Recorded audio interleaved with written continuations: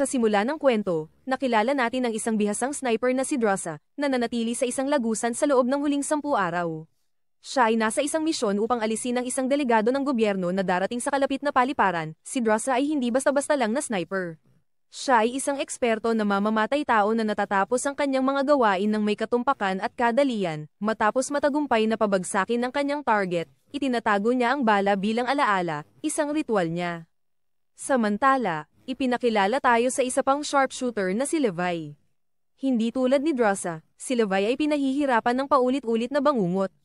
Isang araw, habang nahihirapan sa kanyang mga iniisip, pumunta siya sa tabing dagat, umupo at nagsulat ng tula. Bigla siyang nakatanggap ng text mula sa hindi kilalang numero na nag-uutos sa kanya na magtungo sa isang lugar na tinatawag na si Pendleton.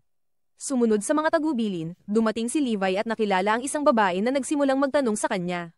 Sa kanilang pag-uusap, nalaman natin na si Levi ay dating nangungunang sniper sa Navy, ngunit nagretiro 4 na taon na ang nakalipas matapos sabihing hindi na siya angkop para sa mga misyon. Simula noon, siya ay nanatiling hindi aktibo. Tinanong din ng babae tungkol sa kanyang personal na buhay, kung may malapit na relasyon o pamilya siya, na sinagot ni Levi na wala. Sa pagtatapos ng kanilang pag-uusap, binigyan siya ng babae ng bagong misyon, na kinumpirma na ang interogasyon ay bahagi ng kanyang proseso ng pag-recruit. Pumayag si Levi na tanggapin ang gawain. Ang kwento ay bumalik kay Drasa, na bumisita sa libingan ng kanyang ina sa Lithuania. Naroon din ang kanyang ama, at nagkaroon sila ng taos-pusong pag-uusap. Ibinigay ni Drasa sa kanya ang kanyang walang laman na bala, isang simbolikong kilos ng kanyang pagsisisi sa mga buhay na kanyang kinuha. Ang ama ni Drasa ay may malubhang sakit na kanser, at sinabi niya na balak niyang tapusin ang kanyang buhay sa araw ng mga puso. Pakiramdam niya ay wala nang natitira para sa kanya mula nang mawala ang kanyang asawa at si Drasa ay palaging abala sa kanyang mga misyon. Gayunpaman, nauunawaan niya ang kanyang desisyon. Pagkatapos ay ipinaalam niya sa kanya na siya ay naatasan ng isang misyon na maglalayo sa kanya ng 1 buong taon. Sa Setyembre, nagsimula ang misyon ni Levi. Sumakay siya ng eroplano kung saan kinumpiska ang lahat ng kanyang gamit. Binigyan siya ng briefing tungkol sa kanyang destinasyon. Pagkatapos ay tumalon mula sa eroplano at naglakbay sa magaspang na lupain bago makarating sa isang liblib na outpost. Doon, nakilala niya ang isa pang sundalo na nakaistasyon sa lugar sa loob ng 1 taon.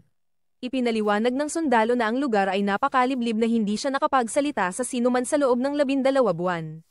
Nalaman ni Levi na ang kanyang misyon ay bantayan ng kanlurang tore ng Gauge, isang gawain na iniaatas taon-taon sa isang bagong sundalo. Ipinagbabawal ang komunikasyon sa sundalo sa kabaligtaran ng tore dahil sa malalim na bangin sa pagitan nila, kasama sa kanyang pangunahing tungkulin ang pagpatrol at pag-check ng mga kagamitang militar araw-araw. Bagaman hindi niya nauunawaan kung ano ang eksaktong binabantayan niya o bakit. Ang lugar ay puno ng mga plunker na naglalabas ng maling signal upang maiwasan ang pagtuklas ng mga spy satellite. Binibigyang diin ang lihim ng site, si JD, ang sundalong kasalukuyang nakaistasyon doon, ay nag-brief kay Levi sa mga patakaran. Walang panlabas na komunikasyon, maliban sa isang radyo na may panic button na ang destinasyon ng signal ay nananatiling hindi alam. Nagbabala si JD na kung ang mga plunker ay masira, isang stray dog protocol ang i-activate. Nang tanungin ni Levi kung ano ang nilalaman ng protocol na ito, inamin ni JD na kahit siya ay hindi alam. Gayunpaman, binigyan niya si Levi ng isang mahalagang payo, kung sakaling makarinig siya ng air raid sirens, dapat siyang tumakbo at huwag huminto. Ibinunyag din niya na ang lokasyon ay itinatag noong Cold War, na parehong ang silangan at kanluran ay sumang-ayon na itago ito. Ang Estados Unidos ay nagpapadala ng bantay para sa kanluran, habang ang silangan ay nag-a-appoint ng isa mula sa kanilang panig. Nilinaw ni JD na sa halip na pigilan ang mga tao na pumasok sa Gauge, ang kanilang tungkulin ay tiyakin na walang lumalabas. Naniniwala siya na ang Gauge ay isang gateway at ang mga bantay ay ang mga tagapag-alaga nito. May mga balitang may mga kakaibang nilalang na kilala bilang Hollow Men na nagkukubli sa loob. Ikinwento ni JD ang isang nakakatakot na kasaysayan. Noong 1940, 3 batalyon na may kabuuang 2,400 na sundalong kabalyero ang ipinadala sa Gauge upang linisin ito, ngunit wala ni isang sundalo ang bumalik. Ang kanilang kapalaran ay nananatiling hindi alam. Kinabukasan, natapos ang tungkulin ni JD at naghanda siyang umalis sa pamamagitan ng helicopter. Gayunpaman, sa sandaling sumakay siya at nagpakilala sa piloto, binaril siya ng mga opisyal sa loob at itinapon ang kanyang katawan sa Gauge. Ang brutal na gawaing ito ay pinamunuan ng parehong babae na nag-atas kay Levi ng kanyang misyon, na isiniwalat na ang gobyerno ay pumapatay sa mga bantay kapag tapos na ang kanilang oras upang mapanatili ang lihim, dapat maunawaan ni Levi na haharapin niya ang parehong kapalaran sa isang taon. Ngayon nag-iisa, si Levi ay nanirahan sa kanyang tore, sinusunod ang kanyang pang-araw-araw na gawain sa ganap na pag-iisa. Dumating ang Oktubre, at habang iniinspeksyon ang kanyang silid, natuklasan niya ang isang bookshelf na puno ng mga sulat kamay na tala mula sa mga naunang bantay. Kabilang sa mga ito, nakakita siya ng isang tula na nagsasabing, tanging ang mga naglalakas loob na lumampas sa kanilang limitasyon ang makakaalam kung gaano kalayo ang kanilang mararating. Ang kasabihang ito ay magiging napakahalaga. Isang araw habang nagpapatrol, narinig ni Levi ang malakas na tunog ng chainsaw mula sa kabaligtaran ng tore. Gamit ang kanyang binoculars, nakita niya ang isang babaeng pumuputol ng puno. Walang iba kundi si Drosa, ang sniper mula sa silangan. Ngayon ay nakaistasyon sila sa magkabilang panig, hindi alam na nagsisilbi sa parehong misyon mula sa magkaibang panig.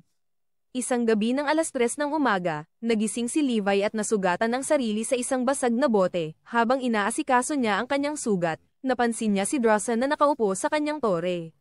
Kinabukasan ay kaarawan niya at nagdiriwang siya sa pamamagitan ng pagputol ng maliit na cake. Nag-iisa, pakiramdam ay malungkot, nag-isip siya ng paraan para makipag-usap kay Levi, nagpaputok siya ng baril para makuha ang atensyon nito. Pagkatapos ay isinulat ang kanyang pangalan sa isang papel, simula ng kanilang tahimik na pag-uusap. Walang kontak sa tao ng ilang buwan, parehong tuwang-tuwa na makipag-usap. Nagpatugtog pa si Drosa ng musika at sumayaw sa kanyang tore, nagdadala ng bihirang sandali ng kasiyahan. Gayunpaman, sa gitna ng kanilang maikling kaligayahan, napansin ni Drosa ang kakaiba sa Gage, nagbigay siya ng senadoryas kay Levi na tumingin, at sa kanilang pagkasindak, nakita nila ang mga kakaibang nilalang, ang Hollow Men, na umaakyat patungo sa kanilang mga tore. Napagtanto ang panganib, nagtulungan sila upang labanan ang mga nilalang, pinaputukan ni Levi ang mga umaakyat sa tore ni Drosa habang siya ay nagtatakip sa kanya. Bilang kapalit, parehong pinatunayan ang kanilang kahanga-hangang kakayahan sa pagbaril, ngunit matindi ang labanan. Isang Hollow Man ang nakarating sa tore ni Drosa at halos hindi niya ito mapatay bago itapon ang katawan nito pabalik sa bangin. Sa proseso, siya ay nasugatan, ngunit nagawa niyang makabawi. Ang nakakatakot na engkwentro na ito ay nagpapatunay sa pag-iral ng Hollow Men. Kinabukasan, nakita ni Levi ang isang kakaibang drone na parang aparato na lumilitaw mula sa Gage, kahit na hindi niya maintindihan ang layunin nito. Sa kabila ng nagbabantang panganib, ipinagpatuloy nila ni Drosa ang kanilang pang-araw-araw na palitan, na bumubuo ng malalim na koneksyon. Inaalagaan ni Levi si Drosa tulad ng sa kanyang sarili, at sinusuportahan siya nito bilang kapalit. Habang papalapit ang Pasko, pinalamutian ni Levi ang isang maliit na puno ng mga ilaw. Si Drosa, natuwa sa kilos, ay nanood mula sa kanyang tore, at sandali, nagbahagi sila ng mapayapang holiday. Lumipas ang mga araw at lalong tumibay ang kanilang ugnayan. Pagsapit ng Pebrero, nagising si Levi mula sa isa pang bangungot at likas na naisip si Drosa. Parehong napagtanto na sila ay napakalayo sa isa't isa, ngunit mas malapit kaysa dati sa emosyonal. Kinabukasan, sa panahon ng patrol, hindi nakita ni Levi si Drosa na nag-aalala.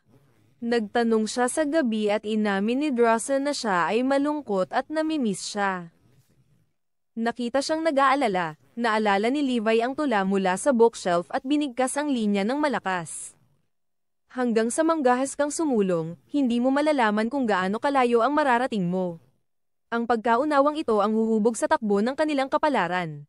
Determinado si Levi na maabot si Drosa, at ang kanyang plano ay walang kapantay na katapangan. Nagpasya siyang mag-zipline papunta sa silangang dulo gamit ang granada para maglunsad ng mga cable sa baybayin.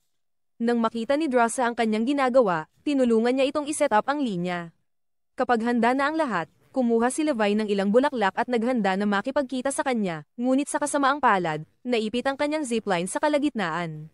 Walang ibang opsyon, umakyat siya gamit ang kanyang mga kamay at sa paanuman ay nakarating sa silangang tore. Tuwang-tuwa si Drosa na makita siya at nagupo ang dalawa para mag-enjoy ng tanghalian. Habang kumakain, nag-usap sila tungkol sa kanilang mga karera sa pagbaril at nalaman na si Levi ay isa sa nangungunang 5 sniper shooters sa mundo. Ang kanilang pag-uusap ay lumipat sa mas misteryosong mga bagay. Nasaan nga ba sila? Sino si Hollow Man? At bakit siya ganito? Lalong nagiging mausisa si Lawi tungkol sa mga kakaibang nangyayari sa paligid nila. Ibinahagi rin niya ang isang nakakatakot na alaala, ang unang assignment ng kanyang buhay. Isang bagay na patuloy na bumabagabag sa kanya hanggang ngayon. Gabing iyon, emosyonal si Drosa. Nagsalita siya tungkol sa kung paano nagplano ang kanyang ama ng isang malaking bagay para sa buwan ng Pebrero, ngunit hindi niya nagawang magpaalam sa kanya. Lumipas ang gabi na may kalungkutang nakabitin sa hangin. Kinabukasan ng umaga, kailangang bumalik ni Luway sa kanyang panig, ngunit habang paalis na siya, nakita niyang may mga pagsabog sa kanyang bahagi ng pader. Naputol ng pagsabog ang kanyang lubid, na naging sanhi ng kanyang pagbagsak. Nang makita siyang nasa panganib, tumalon si Drossa sa bangin para iligtas siya, bumagsak siya sa isang ilog, ngunit hinayla siya ng kanyang parachute sa ilalim.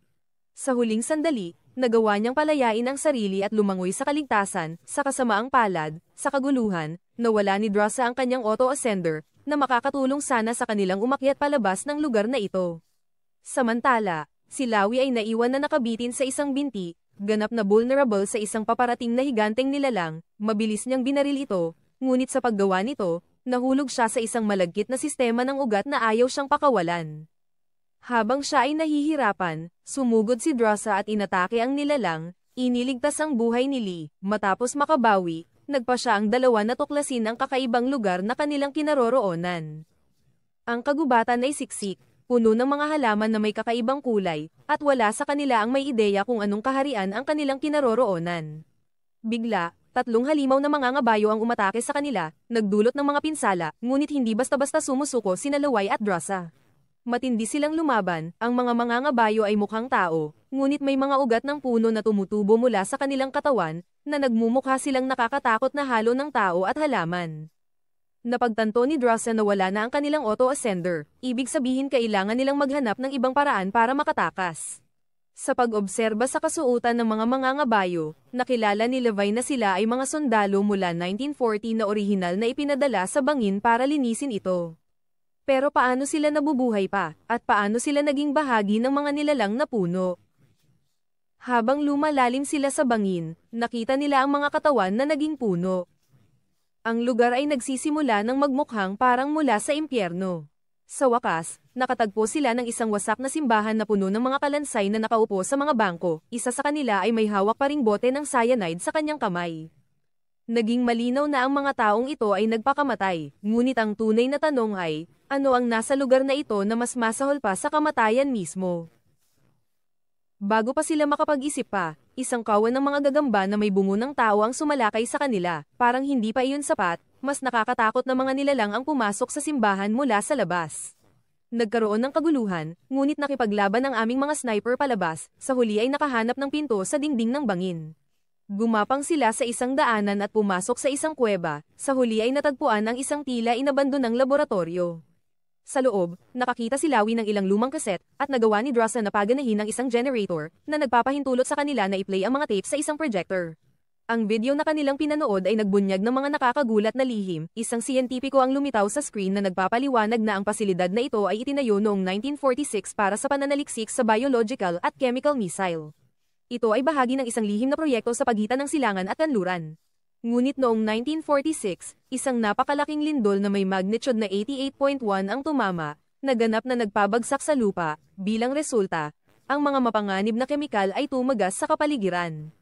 Ang sitwasyon ay naging napakasama na ang mga mananaliksik ay walang pagpipilian kundi iwanan ang lugar at tiyakin na ang kontaminasyon ay hindi kumalat sa labas ng mundo. Ang mga tumagas na kemikal ay nakakatakot na makapangyarihan, hindi lang sila pumapatay, nagdudulot sila ng pagsasanib ng DNA ng tao, hayop, at maging ng halaman, na nagreresulta sa paglikha ng mga nakakatakot na hybrid na nilalang.